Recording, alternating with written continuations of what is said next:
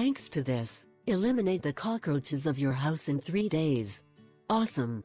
The insecticides we buy mostly have high toxicity power and would totally harm our organic garden.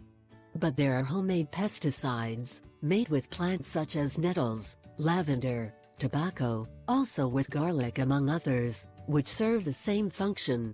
In addition, these home insecticides do not hurt the environment and neither the health of people and pets.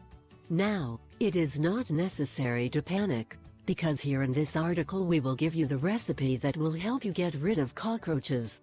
Many people who have tried this method claim that it is the best way to get rid of these insects.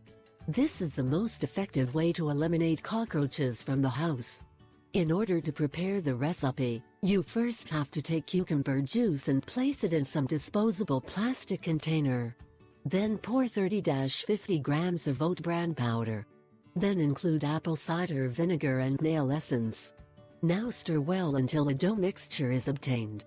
The next thing is to make small balls, diameter about 1 centimeter, using this mixture. Now let them stand for about an hour until they dry.